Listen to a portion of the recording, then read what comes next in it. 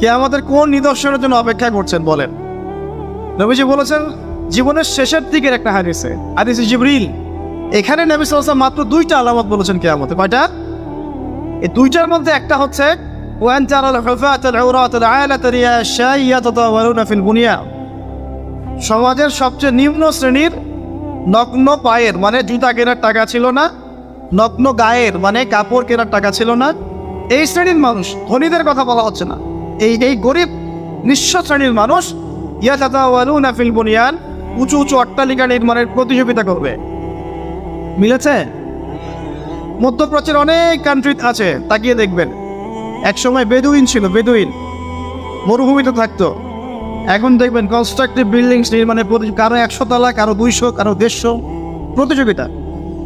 আমাদের ঢাকা শহরে গিয়ে দেখবেন, ঢাকার মতো বড় বড় শহরগুলো যেগুলো আছে, বাংলাদেশ হোক অন্য অন্য কান্ট্রিগুলোর হোক, আর পশ্চিমার তো কথাই নাই, বিগত 100, 200, 300 বছরে এই কনস্ট্রাকটিভ বিল্ডিংস নির্মাণের প্রতিযোগিতা বেড়েছে বেশি। এগুলো আগে ছিল না। জীবনের শেষের দিকে নবী এই হাদিস বলে গেছে সাল্লাল্লাহু আলাইহি ওয়াসাল্লাম। একটা প্রশ্ন, কিভাবে নিঃস্ব একজন মানুষ এরকম উঁচু উঁচু বিল্ডিং নির্মাণ করতে পারে? 10 তলা, 20 তলা, 50 তলা, কিভাবে সম্ভব? আমার গবেষণা, ক্ষুদ্র গবেষণা হচ্ছে তিনটা পদ্ধতিতে হতে পারে। এক, যদি তার কাছে কোনো গুপ্তধন আসে, আল্লাহর পক্ষ থেকে কোনো ধন সম্পদ চলে আসে, যেমন ব্ল্যাক অয়েল মানে ব্ল্যাক গোল্ড, বুঝতে পারছেন কার কথা বলছি? তেল মাটির নিচে তেলের খনি পেয়ে গেলে আপনি তো মাশাআল্লাহ সচ্ছল এখন করতে পারবেন। সোনার খনি পেলে করতে পারবেন। 2 নাম্বার হচ্ছে সুদের মধ্য দিয়ে সম্ভব নিঃস্ব মানুষের বিল্ডিং তোলা। আর 3 নাম্বার হচ্ছে অন্যের সম্পদ জোরদখল করা, জবরদখল। আমার কাছে মনে হয় এই 3টা পদ্ধতি হতে পারে, যার মধ্য দিয়ে একজন নিঃস্ব মানুষ উঁচু উঁচু বিল্ডিং নির্মাণের প্রতিযোগিতা করবে। ইয়াতাতাওয়ালুনা ফিল বুনিয়ান, নবীজি বলছেন নির্মাণ করবে এমন না, কম্পিটিশন হবে। তোমার 10 আমার 11, তোমার 11 আমার 12, তোমার 12 আমার 13। আমি সিলেট অঞ্চলে গিয়েছিলাম প্রোগ্রাম করতে গত বছর, দেখেছি মানুষ বিশাল বিশাল জায়গা জুড়ে লন্ডন আমেরিকা এই আদলে বাড়িঘর নির্মাণ করছে। আবার 1 বছর নির্মাণ করার পর পরের বছর ভেঙে নতুন করে আবার করা। কত শখ, কত টাকা পয়সা মানুষ। অথচ এই ধন সম্পদের হিসাব আল্লাহর কাছে কড়াই গন্ডায় দিতে হবে না? একটা হাদিস পড়ছিলাম গতকালকেই, মনে হয় আবার পড়ছিলাম, যে গরিবরা 500 বছর আগে জান্নাতে যাবে ধনীদের চেয়ে। গরিবরা জান্নাতে চলে যাচ্ছে, আর আপনার ধনীদেরকে ধন সম্পদের হিসেবের জন্য দাঁড় করিয়ে রাখা হোক। যাকাত দেওয়ার নাম নাই, উঁচু উঁচু বিল্ডিং নির্মাণের প্রতিযোগিতা চলছে। দুনিয়ার জীবনে টিকে থাকার জন্য এত কিছু প্রয়োজন আছে? নবী সাল্লাল্লাহু আলাইহি ওয়াসাল্লাম বলছেন যে দুনিয়াতে তুমি থাকো মুসাফিরের মতো, প্রয়োজন পূরণ হয়ে গেছে, যথেষ্ট। হ্যাঁ, অবশ্যই আমরা যদি সামর্থ্য থাকে 10 তলায় ইসলামী কোনো প্রতিষ্ঠান গড়ে তুলবো, কোনো সমস্যা আছে? দিনের বড় মার্কাজ গড়ে তুলবো, ইনশাআল্লাহ, কোনো সমস্যা? নিজে বাঁচার জন্য, ভোগ বিলাসের জন্য দুনিয়া থেকে মত্ত হয়ে থাকা যাবে? দুনিয়ার নেশা যাকে পেয়ে গেছে, আলী রাদিয়াল্লাহু আনহু বলেছেন, দুনিয়ার নেশা যাকে পেয়ে গেছে তার নেক আমল কমে গেছে। তিনি বলছেন দুনিয়ার সাপের মতো, টাচ করতে মনে হবে খুব সফট, নরম। সাপ কিন্তু খুব নরম, সফট, কিন্তু এর মোহে মানুষ ঢুকে গেলে এর বিষাক্ত ছোবলে মানুষ গ্রাস হয়ে যাবে, টিকতে পারবে। পরে আমি এদিকে আসছি ইনশাআল্লাহ। নবী সাল্লাল্লাহু আলাইহি ওয়াসাল্লাম একটা হাদিসে বলেছেন, এই মহাসাগরে আপনি যদি আঙ্গুল ঢুকিয়ে দেন, যতটুকু পানি হাতে লেগে থাকবে নাম দুনিয়া, বাকি সমস্ত পানি হচ্ছে আখিরাত। এটাই হয়তো ওই আয়াতের ব্যাখ্যা হতে পারে, বাল তুসিরুনাল আয়াতাদ দুনিয়া ওয়াল আখিরাতু খায়রুন ওয়া আবকা। তোমরা দুনিয়ার জীবনকে প্রাধান্য দিচ্ছ, কিন্তু আখিরাত চিরস্থায়ী, উত্তম। একটা হাদিসে পড়েছিলাম, নবী সাল্লাল্লাহু আলাইহি ওয়াসাল্লাম যাচ্ছেন সাহাবীদেরকে নিয়ে, রাস্তায় একটা মৃত ছাগলের বাচ্চা বা ওই বকরির বাচ্চা ছিল, মৃত। নবীজি বলছেন, এই মৃত ছাগলের বাচ্চাটা তোমরা কি 1 দিরহামের বিনিময়ে কিনতে চাও? সাহাবীরা বলছেন, বিনামূল্যে দিলেও তো কেউ নিবে না ইয়া রাসূলুল্লাহ। নবী সাল্লাল্লাহু আলাইহি ওয়াসাল্লাম বলছেন যে আল্লাহর কাছে এই পুরো দুনিয়ার মূল্য এই মৃত ছাগলের সমান নয়। নবীজি একটা হাদিসে বলেছেন সাল্লাল্লাহু আলাইহি ওয়াসাল্লাম, আল্লাহ পাক আল্লাহ পাকের কাছে যদি দুনিয়ার মূল্য একটা মাছির দানার পরিমাণ হতো, আল্লাহ পাক কোনো কাফের মুশরিককে এক ঢোক পানি খেতে দিতেন না। তো দেখুন ভাইয়েরা, এই আহাদে আলাস্তুর কথা বলছিলাম, তখন আল্লাহ রাব্বুল আলামিন আদম সন্তানদেরকে জিজ্ঞাসা করেছিলেন যে আলাস্তু বিরব্বিকুম, আমি কি তোমাদের রব নই? কি বলেছিলেন? আলাস্তু বিরব্বিকুম, আমি কি তোমাদের রব নই? আমরা সবাই বলেছিলাম বেলা, অবশ্যই আল্লাহ আপনি আমাদের রব। এটা আমরা বলে এসেছি মহাবিশ্বে। আমরা এখন যেখানে বসবাস করছি এর উপরে 7 আসমান আছে। কত আসমান? 7 আসমান মানে 7 মহাবিশ্ব আছে। এক মহাবিশ্ব থেকে আরেক মহাবিশ্বের দূরত্ব হচ্ছে 500 বছরের রাস্তা। এরকম করে 7টা আসমান আছে। তার উপরে কুরসি, ওয়াসিআ কুরসিয়ুহুস সামাওয়াতি ওয়াল আরদ। তারপরে আছে, তার উপরে আছে মহাসাগর, যার গভীরতা 500 বছরের পথ। তার উপরে আছে আরশে আজিম, যে আরশ বহন করে নিয়ে আসবে মাত্র 8 জন ফেরেশতা। কতজন? আরশের উপরে আল্লাহ রাব্বুল আলামিন সমুন্নত। আল্লাহু আকবার যে আমরা বলি, আল্লাহ পাক যে কত বড়, এখন চিন্তা করেন। আপনি যদি এই পৃথিবীটা ঘুরে দেখতে পারেন বা আল্লাহ পাকের নিদর্শনগুলো ঘুরে দেখতে পারেন, এই প্রকৃতি, এই নদী, সমুদ্র, পাহাড়, ফুল ইত্যাদি, আপনার কলব যদি জিন্দা থাকে আপনি বুঝতে পারবেন যে আল্লাহ রাব্বুল আলামিন শুধু সবচেয়ে মহান সত্তাই নন, বরং সবচেয়ে সেরা শৈল্পিক সত্তা।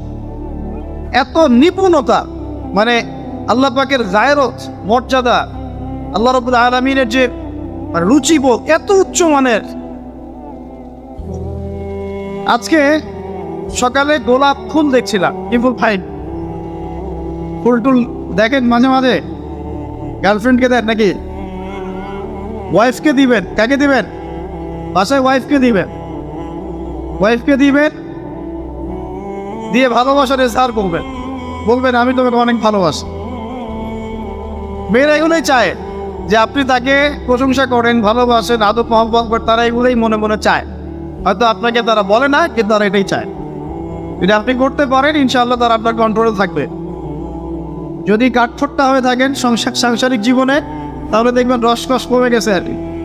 তখন স্ত্রীও খুঁজবে আরেকটা হ্যান্ডসাম ছেলে। হ্যাঁ, ফোনে, ওই কলিগের ওখানে, ব্যাংকে, অন্য জায়গায়। এত ফ্রি মিক্সিংয়ের যুগ। বাসায় স্বামী থাকবে, বাইরে একটা ছেলে প্রেম হবে। আবার দেখা যাবে আপনারও মন উঠে যাচ্ছে আপনার কাছে, আপনার নিজের স্ত্রীকে ভালো লাগছে না, অন্য মেয়েকে ভালো লাগছে। সাংসারিক জীবনটাকে মধুর রাখার জন্য নবী সাল্লাল্লাহু আলাইহি ওয়াসাল্লামের সুন্নতগুলো পালন করতে হয়। স্ত্রীকে হাদিয়া দিবেন, তোহফা দিবেন, ভালোবাসবেন, এবং সে আপনাকে কষ্ট দিবে এটা ধরে নিন। সে আপনাকে সারা জীবন কষ্ট দিবে এটা আপনি মাথায় সেট করে নেবেন। ইনস্টল দিবেন, সফটওয়্যার ইনস্টল দিই না আমরা, প্লে স্টোর থেকে অ্যাপস ইনস্টল করেন না? আপনার লাইফে একটা অ্যাপস ইনস্টল করবেন যে স্ত্রী আপনাকে কষ্ট দিবে। তখন আপনার কাজ হচ্ছে মান সামাতা নাজা, যে ব্যক্তি চুপ থাকবে সে নাজাত পাবে। আর যদি আপনি চাপ দিতে চেষ্টা করেন তাহলে এই সম্পর্কটা ভেঙে যাবে। প্যারিস বলে দিই, যেহেতু প্রসঙ্গটা এসে গেছে, যে ইবলিসের সিংহাসন হচ্ছে মহাসাগরের। কোথায়? মহাসাগর। ইবলিস দিন শেষে ওর সব চেলাচামুন্ডাকে ডাকে, একে বলে যে তোমরা আজকে কি করছো? একজন বলে যে আমি আজকে একজনকে মদ খাওয়াই দিছি, একজনকে আমি আজকে জেনা করাই দিছি, একজনকে আমি খুন করাই দিছি। ইবলিস বলে যে আসলে কিছুই করো নাই। তো একজন এসে বলে যে আমি আজকে অমুক পরিবারের মধ্যে স্বামী স্ত্রীর মাঝখানে বিচ্ছেদ ঘটাই দিছি। তখন ইবলিস তাকে কাছে ডেকে নিয়ে আসে, নিয়ে এসে মেডেল পরায় দেয়, গোল্ড মেডেল দিয়ে বলে যে হ্যাঁ তুমি একটা কাজের কাজ করছো। দেখলে ইজহার করবেন, পরিবার সুন্দর হবে ইনশাআল্লাহ। দোয়া করি আল্লাহ পাক মহব্বত বাড়িয়ে দিন। আসলে স্ত্রীর জন্য স্বামীর চেয়ে আপন কেউ হয় না, আর স্বামীর জন্যেও স্ত্রীর চেয়ে আপন কেউ হবে না। আবার স্ত্রীর অধিকার দিতে গিয়ে মাকে আবার ফেলে দিয়েন না। যার যার অধিকার তার তার জায়গায় সমানভাবে দেবেন ইনশাআল্লাহ তাআলা। আপনি ইনসাফ কায়েম করবেন। মনে রাখবেন যে পুরুষ মানুষ কিন্তু বোকা। পুরুষ মানুষ কি? কারণ কি জানেন? সারা জীবন তারা স্ত্রী, সন্তান, পরিবার, পরিজন সবার জন্য অনেক কিছু করে ঠিকই, এবং এগুলো করতে গিয়ে তারা আল্লাহ বেড়ে যায়। শেষ বয়সে সেই পুরুষ আবার একা হয়ে যায়। আল্লাহ রাব্বুল আলামিন আমাদের সবচেয়ে আপন সত্তা, বাকিরা আমাদের দুনিয়ার প্রয়োজন। এটা মাথায় রেখে চলতে হবে। আল্লাহ পাক তৌফিক দান করুন, আমিন।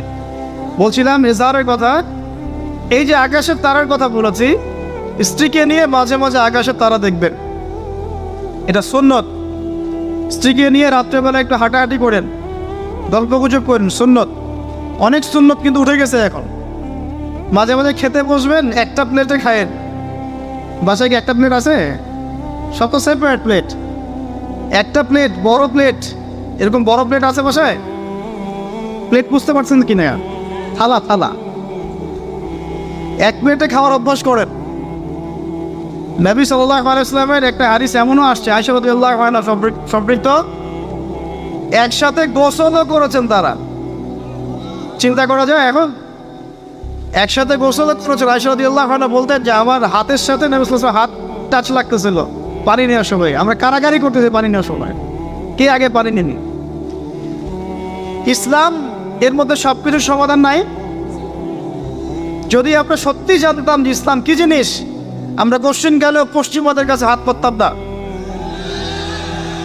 ইসলাম এমন একটা religion, complete code of life, যেখানে প্রতিটা বিষয়ের হেদায়েত আছে।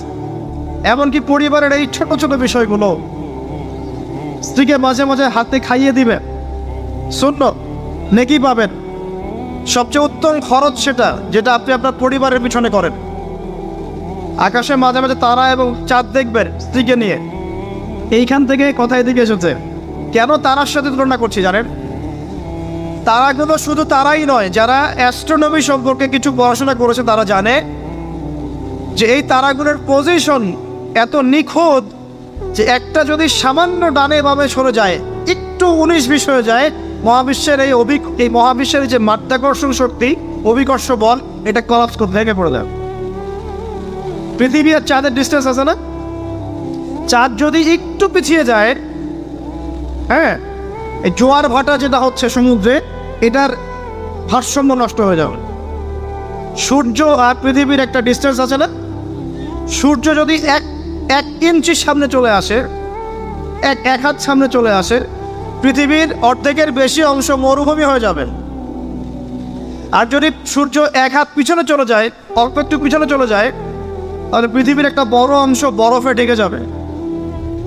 কোন সত্তা এত নিপুণভাবে এগুলো সৃষ্টি করেছে?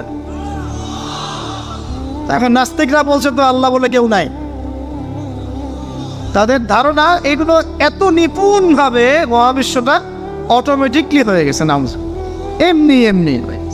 মানে আবু হানিফা রাহিমাহুল্লাহর একটা ঘটনা মনে পড়লো, যে নাস্তিকদের সাথে বাহাস হবে, তো তিনি নাই, সকাল থেকে তিনি আসছেন না। তো নাস্তিকরা খুব উৎফুল্ল, জিন্দিক তারা খুব উৎফুল্ল যে আজকে বাহাসে আমরা জিতে গেছি, আবু হানিফা রাহিমাহুল্লাহ তো নাই। আচ্ছা, আবু হানিফা রাহিমাহুল্লাহর আসল নাম কি বলে দেখি? ও বলবে কেন? কেউ বলবেন না। আমি ইয়াং জেনারেশনের দৃষ্টি আকর্ষণ করছি, বলেন। নোমান বিন সাবেত। যাক, না বলতে বললে ধরতাম কিন্তু। কত হিজরিতে জন্মগ্রহণ করেছেন বলেন? মায়ের দেওয়া দরকার এদেরকে ধরে। কত হিজরিতে? 80 হিজরিতে। ইন্তেকাল কত হিজরি? 150। আর্জেন্টিনার স্ট্রাইকারের নাম কি বলেন? এই তো, এই হচ্ছে অবস্থা আমাদের ভাই। ব্রাজিলের স্ট্রাইকারের নাম কি? গতকালকে বাংলাদেশের ম্যাচে কে ভালো খেলেছে? সাব্বাস, আপনাদের দ্বারাই হবে ইনশাল। সুবহানাল্লাহ। ভাই, জ্ঞান রাখবেন না, কিন্তু ইসলামের জ্ঞান বিসর্জন দিয়ে দুনিয়ার জ্ঞান অর্জন করে কোনো লাভ নাই, বরং এগুলো আমাদের পরকালে ক্ষতির কারণ হবে। দেখুন, আল্লাহ পাক কোরআনে এই তারাগুলোর পজিশনের কসম করেছেন। কোরআনের আয়াতগুলোকে আকাশের তারার সাথে তুলনা করা হচ্ছে কেন? কারণ তারাগুলো আপনাকে পথ দেখাবে। কি দেখাবে? আপনি তারাগুলো মিলাতে পারলে ডাইরেকশন খুঁজে পাবেন। মনে করেন আপনার কাছে কোনো ঘড়ি নাই, কোনো মোবাইল ফোন, কিচ্ছু নাই, আজকে থেকে আপনি 1000 বছর আগে চলে গেছেন। এখন সমুদ্রে আপনি যাত্রা করতেছেন, আপনি দিক চিনবেন কিভাবে? কোনটা পূর্ব, কোনটা পশ্চিম? রাতের বেলা আপনি কেমনে চিনবেন কোনটা পূর্ব, কোনটা পশ্চিম, কোনটা উত্তর, কোনটা দক্ষিণ? তারা দেখে চিনতেন। কিভাবে চিনতেন? আকাশের তারা দেখে আগেকার নাবিক যারা ছিলেন, সেইরার, তারা দিক চিনতেন। এই তারাগুলোকে দিক নির্দেশক বলা হয়। ঠিক একইভাবে কোরআনের আয়াতগুলো যদি আপনি একটার সাথে একটা হারমোনিয়াসলি মিলাতে পারেন, আপনি পথ খুঁজে পাবেন ইনশাআল্লাহ। এই জন্যই বললাম যে আকাশের তারার সাথে কোরআনের আয়াতগুলোকে মেলানো, উপমা দেয়া যায়। এইখানে বলতে গিয়ে এসেছিলাম যে দুইজন নবীকেই কিন্তু আল্লাহ রাব্বুল আলামিন কি বলেছেন? খলিফা। আদম আলাইহিস সালামকেও খলিফা বলেছেন, দাউদ আলাইহিস সালামকে কি বলেছেন? খলিফা। এখন বলেন তো খলিফা কাকে বলে? যে কাপড় সেলাই করে? আমাদের সমাজে বলে যে উনি খলিফা। খলিফা মানে দর্জি। খলিফা কে? এটা কে সবচেয়ে ভালো উত্তর দিতে পারবে? আমি না আল্লাহ? আমরা না আল্লাহ? আল্লাহ পাক কি বলছেন শুনুন। আল্লাহ পাক সূরা সদের মধ্যে বলছেন। কোন সূরা? সদ একটা সূরাই আছে। এই সূরার মধ্যে 24 থেকে 26 নম্বর আয়াত পড়ে দেখবেন। আল্লাহ পাক বলছেন, ইয়া দাউদ, হে দাউদ আলাইহিস সালাম, ইন্না জাআলনাকা খলিফাতান ফিল আরদ। হে দাউদ, আমি বা আমরা তোমাকে পৃথিবীতে খলিফা করেছি। কি করেছি? তোমার কাজ কি? তোমার কাজ হচ্ছে ফাহকুম বাইনান নাস বিল হক। তোমার কাজ হচ্ছে মানুষের মাঝে, এই যে জনসাধারণের মাঝে হকের মানদণ্ডে বিচার ফয়সালা করবে। সুবহানাল্লাহ। একজন খলিফার কাজ কি তাহলে? জনসাধারণের মাঝে হকের মানদণ্ডে, ন্যায়ের মানদণ্ডে বিচার ফয়সালা করলে সে আল্লাহর খলিফা হবে। যদি অন্যায়ের মানদণ্ডে বিচার ফয়সালা করে, সে শয়তানের খলিফা হবে। কথা কি বুঝতে পারছে? এই খলিফা শব্দ আল্লাহ পাক প্রয়োগ করেছেন দাউদ আলাইহিস সালামের ক্ষেত্রেও এবং আদম আলাইহিস সালামের ক্ষেত্রেও। আদম আলাইহিস সালামকে আল্লাহ পাক কি বলছেন? ওয়া ইয ক্বালা রাব্বুকা লিল মালাইকা ইন্নী জাঈলুন ফিল আরদি, বলেন খলিফা। তাহলে আদমকেও খলিফা বললেন না আলাইহিস সালাম? তো আদম আলাইহিস সালাম পৃথিবীতে এসে কি আল্লাহর বিধান ছাড়া অন্য কারো বিধান দিয়ে বিচার ফয়সালা করেছেন কিনা? আর দাউদ আলাইহিস সালাম যখন জেরুজালেমের বাদশা ছিলেন, সেখান থেকে তিনি কি আল্লাহর বিধান ছাড়া অন্য কোনো বিধান দিয়ে ফয়সালা করেছিলেন কিনা? উত্তর দেন। আল্লাহ পাক সূরা মাইদায় উল্টা কথা বলছেন। আল্লাহ পাক বলছেন, ওয়া মান লাম ইয়াহকুম বিমা আনজালাল্লাহ ফাউলাইকা হুমুল কাফিরুন। এটা 44 নম্বর আয়াত। 45-এ বলছেন ফাউলাইকা হুমুল ফাসিকুন। 47-এ গিয়ে বলছেন ফাউলাইকা হুমুজ জালিমুন। তিনটা বলছেন। বা প্রথমে কাফিরুন, তারপর জালিমুন, তারপর ফাসিকুন। তিনটে কথাই আল্লাহ বলছেন যে ব্যক্তি বা যারা আল্লাহর নাজিলকৃত বিধান দ্বারা বিচার ফয়সালা করছে না, তারা ফাসিক, তারা জালেম, তারা কাফের। কে বলেছেন? আমাদের কথা?